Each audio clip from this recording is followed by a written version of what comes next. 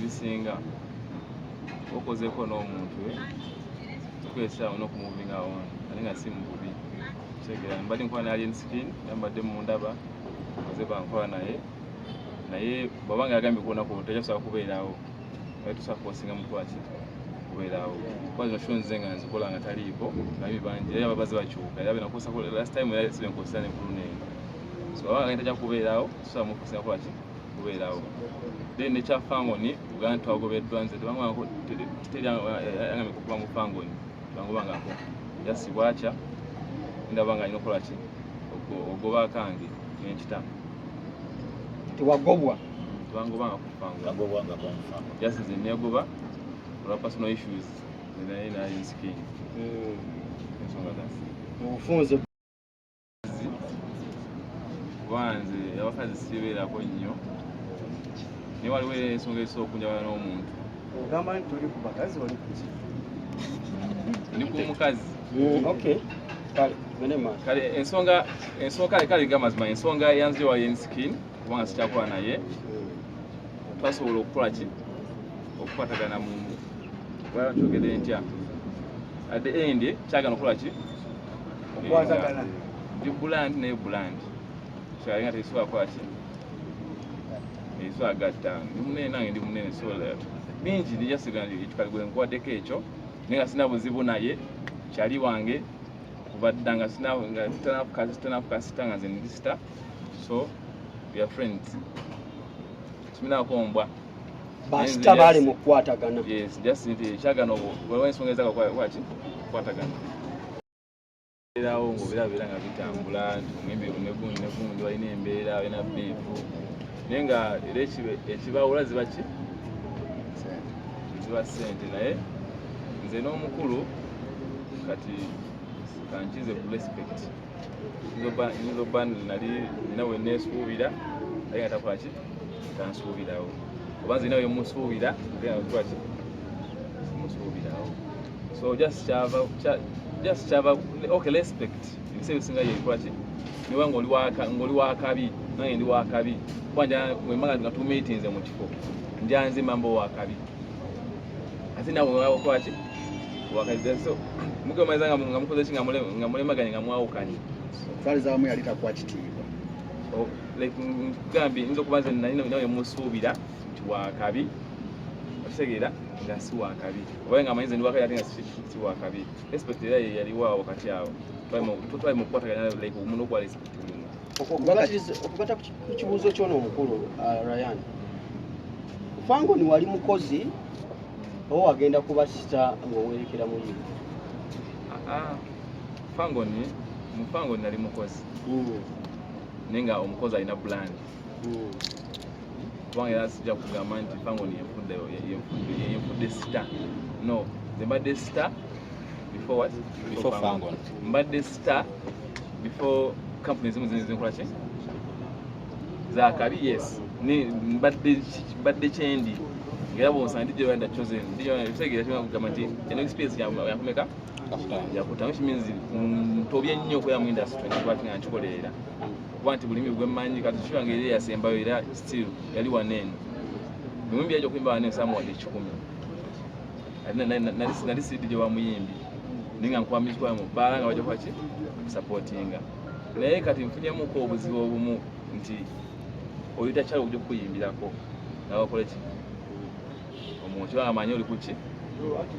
oli kuttooka ate nga twayitooka nti kati yes nali mukozi mu Fangone naye still nalina buland ngalina okuba respect nga Dr. Ryan nti wetufuma tugenze kukola nze njimuwa kuba yaba mukama wange so era tukomyewo still nga tuli mugundiza ino tekawo respect ngeri twogeramu kisinze omuntu anyigama ngeri gyogedde nange kisinga ngeri gyokugana nani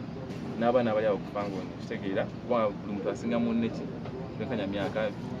n'okunaanizibwa mulimu gwo kubadde kusasula bulungi ng'omukozi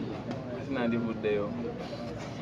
anti kati ng'otugyeko ebyokuba nti basita byagaana okukwatagana omulimu gwo nga gwo kubadde gukusasula bulungi kati nkubuuza nandivuddeyo kiriza n'ebyensasula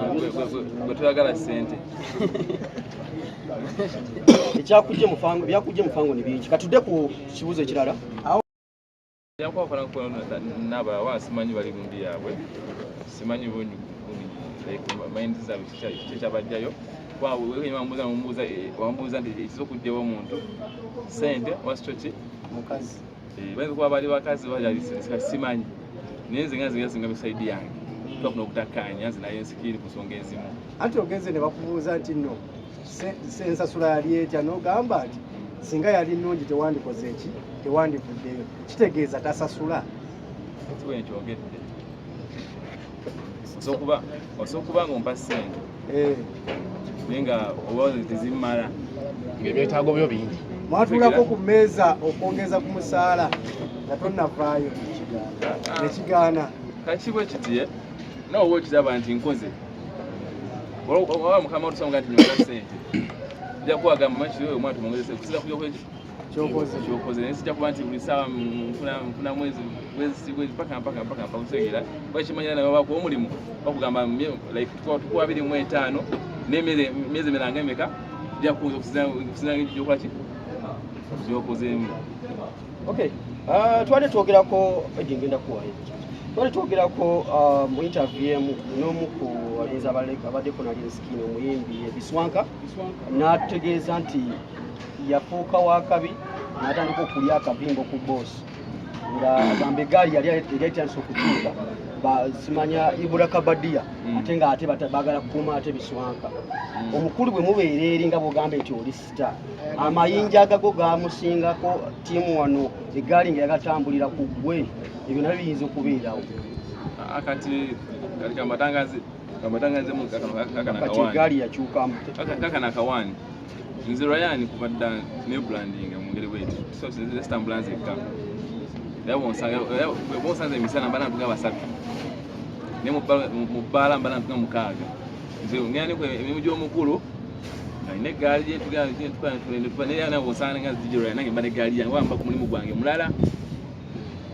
mba ne brandize kati kyongezaebimu byamunyizanga nga bwekogere simanyi naye nga nzi ku saidi yange bukiri kati Biswanka gyo ng'omuntu ayinza okuba yalina ensonga zinga byonna era olina omufunako okutegeeza nti eggaali yali emuwulirizaamu kati nawe eggaali yali tansa okuwulirizaamu ole nina eggaali eyange yinza okuba nga yeegattako yakabadiya naye neegattako eggaali yange Eddie wuuno asooka kwongera ekibuuzo ekyo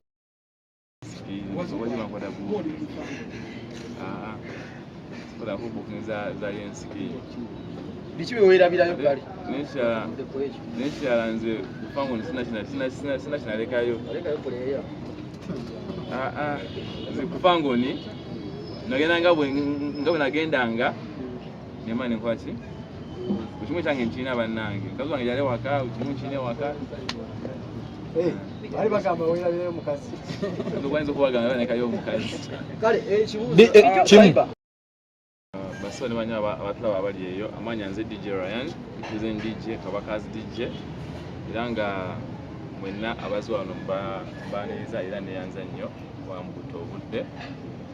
ensonga right now ya show yange gyetegese Kapazi Sport wano tuwana eno this Friday DJ Ryan live Kapazi Sport experience yange basaba mujje mumpagire kyomanya abazi bampolowing nga mulaba munaye nga nze nga nzikola eno yakutaano so musuubire kyamaanyi nnyo era twatuusizaamu nnyo obusungu bungi nnyo byakulabisaamu nnyo abagamba tetusobola naye nga tulina okumanya Friday eno lwakulabisibwa ekiri kireze nnyo kubanga Ghetto Youth mutwalo gumu okuyingira emitwalo 2 tebo ya mitwalo 5 nekyala twatuusizaamu katono just katono nnyo tulinawo bouncing castle ez'abaana emisana abaana bajja kuyinga 10 meka 15. Okay. Gwe wenna nga wandyetaaze okwata omukolo gwo nga okwanjula, embaga, amazaalibwa, baby shower, kuhinjira n'ebirala bingi, nkwanjulira Glosh TV bakafulu b'okuba ebifaananyi n'okwata video, era nga wandyetaaze okulanga wamu ne Glosh TV kuba ku namba y'essimu eno noti 75 noti 31 283. Tweyunire oleme kwejjusa.